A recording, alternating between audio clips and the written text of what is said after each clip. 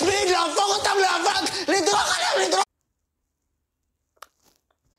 לא הבנתי. למה שמת למטה אתיופיה? למה שתדרוך על אתיופיה? כאילו, יש מלא יהודים באתיופיה, ושכולם אוהבים אותנו שם, ואני אתיופי. וכאילו, חוץ מזה, אתה צודק, חוץ מהסודן ואתיופיה. ואם היה שם גם ארצות שלא קשורות אלינו, אז כאילו, מה אתה שם אותם? לא הבנתי.